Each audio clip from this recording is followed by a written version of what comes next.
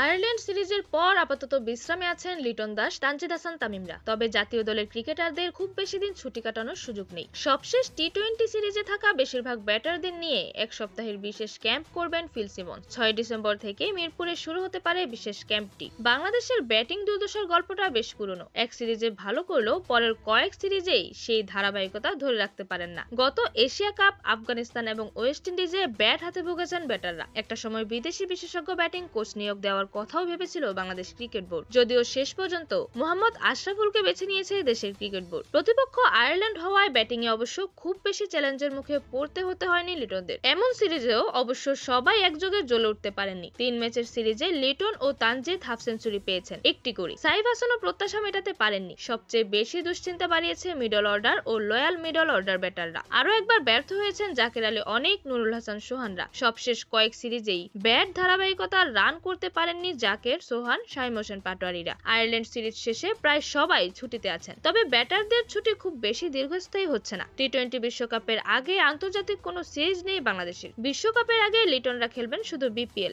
দেশের একমাত্র franchise tournament শুরু হবে আগামী 26 ডিসেম্বর থেকে, যার ফলে আগামী কয়েক সপ্তাহ কিছু করার নেই ক্রিকেটারদের। এমন অবস্থায় ব্যাটারদের নিয়ে বিশেষ ব্যাটিং ক্যাম্প করার পরিকল্পনা করেছেন সিমন্স। বাংলাদেশের প্রধান কোচের চাওয়াতে এমন আয়োজনও করেছে বিসিবি। 2-1 ক্রিকেটার ছুটিতে থাকলেও বাকিরা প্রায় সবাই ক্যাম্পে থাকবেন, যেখানে প্রত্যেকটা ব্যাটারের সঙ্গে আলাদা করে কাজ করবেন সিমন্স। এই প্রসঙ্গে এক সংবাদ মাধ্যমকে জানান, প্রধান কোচ ফিল সিমন্স আমাদের এমন একটা পরিকল্পনা দিয়েছে, আমরা সেটা আমলও নিচ্ছি। বিশ্বকাপের আগে প্রত্যেক ব্যাটারকে নিয়ে আলাদা আলাদা কাজ করতে চান তিনি। সূচি এখনো চূড়ান্ত হয়নি, তবে 6 ডিসেম্বর থেকে ক্যাম্প শুরু হতে পারে। সপ্তাহখানেকের ক্যাম্প শেষে 15 তারিখ থেকে বিপিএল দলের সঙ্গে ক্রিকেটাররা যোগ দেবে।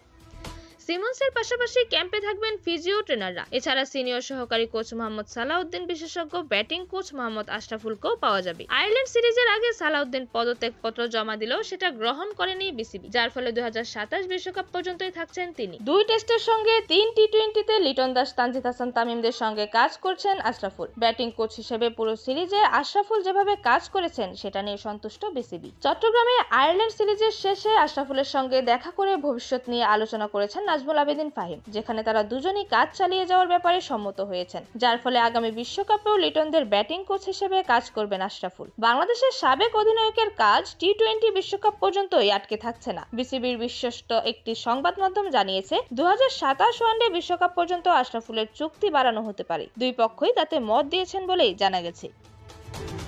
পরবর্তী খেলার আপডেট যে কোনো সময় পেতে অবশ্যই চ্যানেলটি সাবস্ক্রাইব করে রাখুন। পাশে থাকা বেল আইকনটিতে ক্লিক করে দিন। ধন্যবাদ। Flavours news.